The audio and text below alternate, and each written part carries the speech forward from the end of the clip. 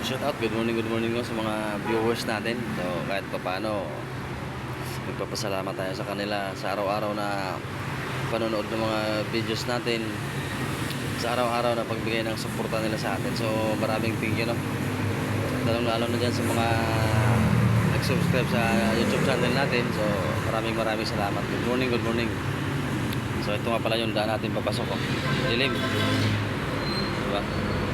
So dadaan tayo dyan maya konti. Pahinga lang tayo dahil karating lang natin.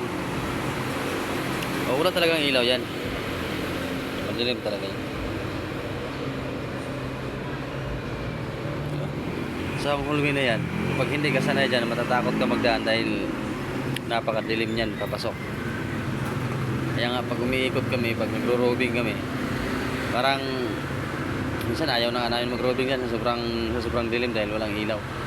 Pero banda mga alas 9 may ilaw naman, kaso lang pag ganitong oras nga madaling araw pinapatay ng ilaw dyan kasi nga wala namang ano dyan, tawag nito, wala na rin dumadaan dyan, tsaka sarado na rin yung gitna yan, sarado na rin yan. So dadaan lang kami dyan sa sa umaga pag papasok na.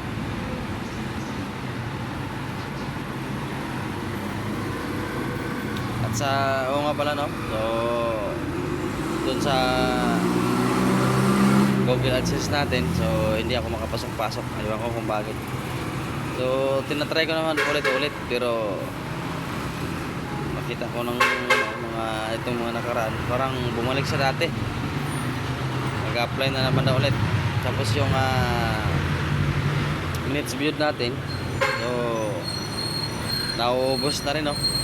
Parang kagaya din pala sa kay Facebook, pumupula yung dashboard, nauubos yung views. Nagbabawas din pala yan kahit tuloy-tuloy ka mag-upload ng video.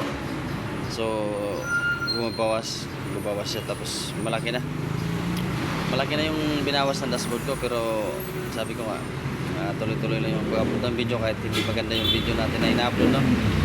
Kahit mga kwila-kwila lang yung video, update lang tayo para hindi tayo sa mga eskwelahan pa, no? Sa school hindi tayo magkaroon ng absent sa pag-upload ng video. Siyempre ayaw din nating mangyari na wala tayong upload, diba? So okay lang naman kahit walang kagandahan ng video natin. So thank you for watching.